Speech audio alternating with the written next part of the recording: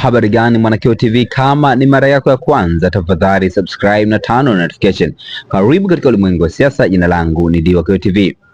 Wakili msomi kweli kweli kutoka katika Chama cha Demokrasia na Maendeleo Chadema, si mwingine ni Gaston Shundo Ngarubindi, ametoa updates ya kesi ya wanachama katika wilaya ya Magu mkoani Mwanza, na nukuu chapisho la Gaston Shundo, na nukuu: updates kesi ya wanachama Magu Mwanza.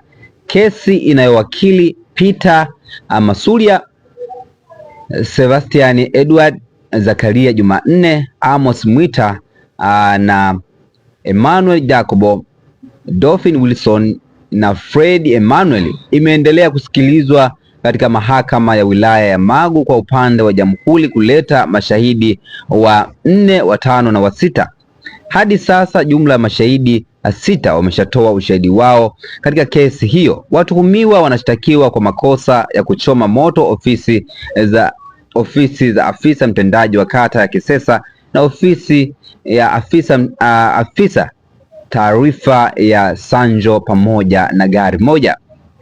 Leo mahakama imetembelea eneo la Kisesa ambako ofisi hizo zinadaiwa kuchoma moto zilipo. Kesi hiyo itaendelea tena siku ya Jumatatu tarehe 9 kwa upande wa jamhuri kuendelea na mashahidi waliobaki.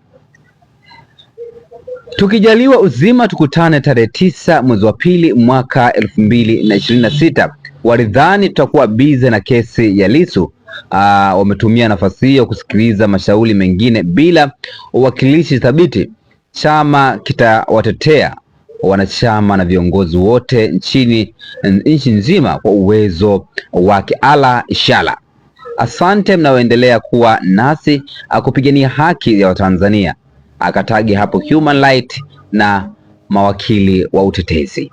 Mwisho kunukuu maneno ya Gaston Shundo. Huyu ni wakili msomi kwelikweli kutoka katika Chama cha Demokrasia na Maendeleo, akiwa anatoa updates ya kesi ya wanachama wa Chadema katika wilaya ya Magu mkoa wa Mwanza, ambao wanadaiwa kwamba kuchoma mali mbalimbali pamoja na ofisi. Una maoni gani katika chapisho hili ambalo limechapishwa na Gaston Shundo? Tafadhali shusha maoni yako katika sehemu ya comment section. Jina langu ndio Mwanakeo TV. Tuna wakati ujao katika masuala ya kisiasa. Bye bye.